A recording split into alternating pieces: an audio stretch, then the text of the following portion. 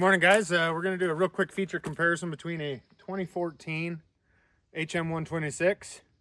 It's only got a 9.5 horsepower Kohler on it, and the brand new 2024, purchased in 2025, but I'm assuming it's just a 2024 HM126 with a 14 horsepower Kohler on it.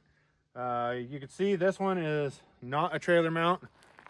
No idea what that one was originally, but clearly it's been modified. So let's get into this.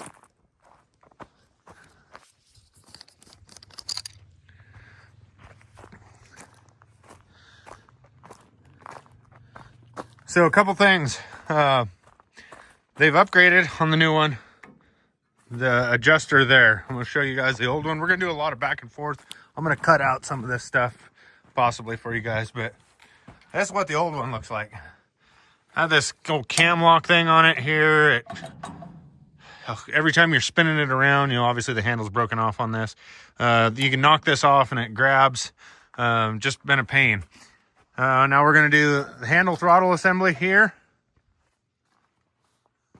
versus the arm coming up this way. Let me zoom out a little bit. There we go. I actually like this one a lot better. Just seems more ergonomic.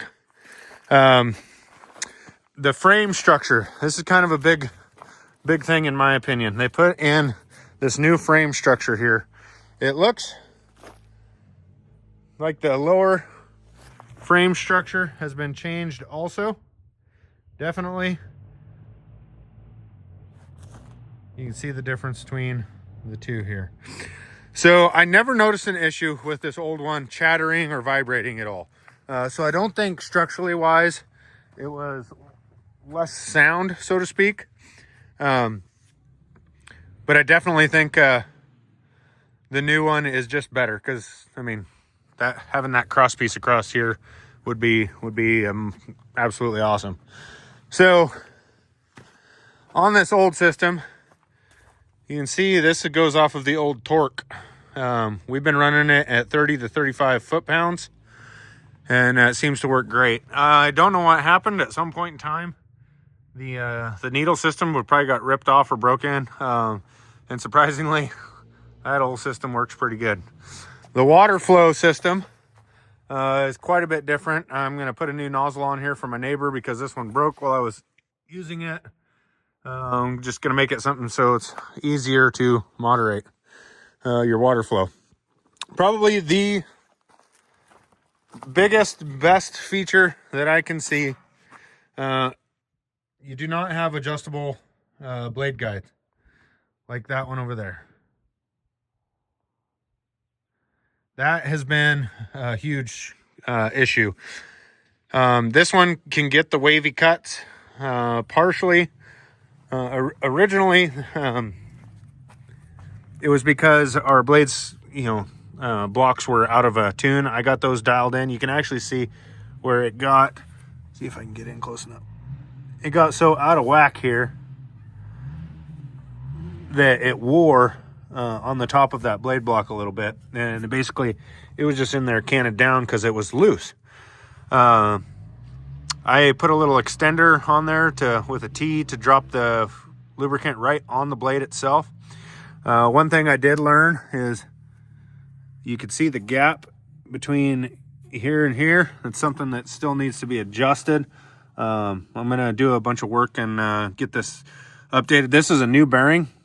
This one was actually pushed all the way out and was contacting to a point so bad that this bearing wore through and burnt out on me, and I did not know that until I saw sparks because I was milling somewhat during the dark. But this one clearly came with the old draw stops. I did a modification that I saw online here.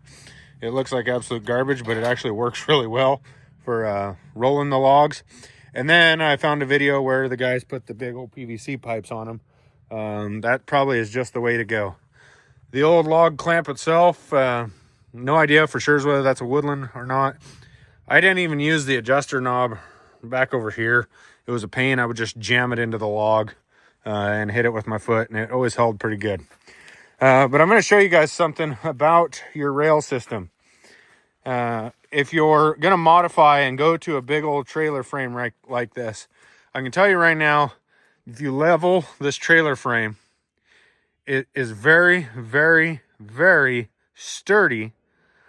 But the issue that I've ran into with this mill is you can see this is the original railing here, the thickness, and then you get to this rail that they chose and they had to grind it down.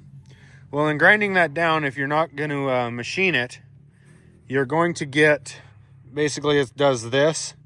And so what I noticed is the sawmill head kind of floats just a little bit. And surprisingly, I never really got anything much more than about 1/8 of an inch of wave. I know that's a lot, but for what I was doing originally, you know, a little crappy goat barn scab and that kind of stuff, not an issue. If I was building a house, I'd want something a little better, depending on what level. I mean, you think back in the day, they used to build houses with a lot less. So, you know, some gap, try and keep your gap down here. This will just clunk going over it, but it actually transitions pretty smoothly. But most importantly is your bunk height. If you get to looking at this, they're all really, really close.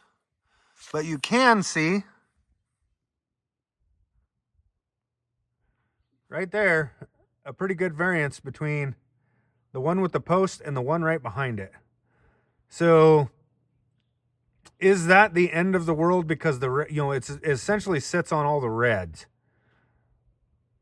But I noticed it does make a big difference having those bunks. I was getting a lot of wave, and not wave, but I was getting a lot of, if I'm starting my cut at 1 inch thick, by the time I got down to the end of the trailer down here, I was getting into either the 7/8 or the 1 1/8, and sometimes more depending on how sharp my blade was.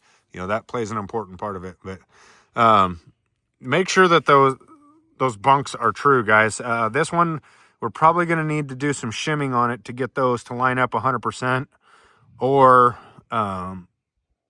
you know, get rid of one set of bunks and just go with, you know, one size only. Aside from that, I don't know what year or anything. This is just an old single wide trailer house frame, guys. You know, it's obviously had the axles under it, and it does awesome. And like I said, we can cut, I think it's a 24-inch board out of it, or 24 foot, excuse me. Yeah, we can cut 24 footer out of this hot rod, and it actually works really well. Here is something that I noticed the new ones do not have, but this is your lockdown. So once you set your height on these old ones, you got to lock that down into place. Those two levers right here and here. And they're kind of a pain, honestly. You're constantly reaching in, and you know, it just seems like it's one extra step. Sometimes you forget it. Clearly, the new ones do not have those, and I'm actually really excited about that. It's one less step to have to worry about. And when you're standing up here on the trailer and you've cut and you got to come over, you got to reach down underneath the bar here, or you got to come down in front of the bar, and it seems like, oh, it's locked on there good, and you end up hitting your elbow on that hot rod, or you know, something like that. And it just, in my opinion, it was not ideal. So aside from that, the tracking adjustment on this old system is actually done back here. You set your pole height side to side, or your frame, whatever you want to call that, and that sets your cable length. Let's find the ends of the cables here. With your adjustments up in there. There they are. Luckily, I never had to adjust this. This was spot on, whoever had worked on it before. And your adjustments are in there, which means you have to take this cover off. As far as starting it, this older Kohler motor has a switch right here. I've noticed this switch in particular has kind of worn out. You got to jiggle it just a little bit to get it to shut off. The front covers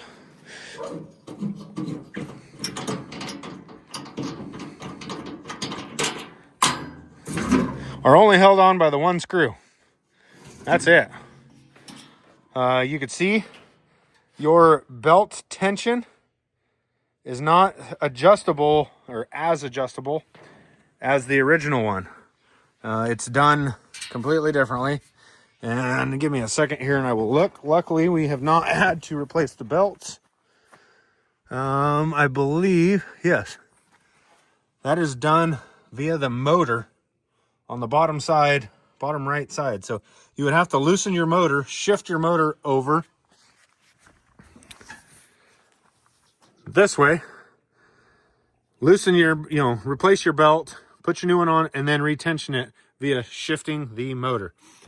Definitely not as user-friendly as the new stuff. The upgrades that Woodland Mills has done to the new saws is definitely worth the money. I kind of just wanted to do this video to give you guys an idea. If you're looking at purchasing a used mill, I don't know what year they did the conversion. Maybe the guys from Woodland will comment on this and let us know what year they did the upgrades on this. The upgrades are definitely helpful. If you can stumble across a really, really good deal on one of these old mills, I wouldn't hesitate to buy it. Just understand that they're not quite as user-friendly. So aside from that, guys, hope it was a good video. Let me know what you think. Like and subscribe. Have a good day. Go mill some wood.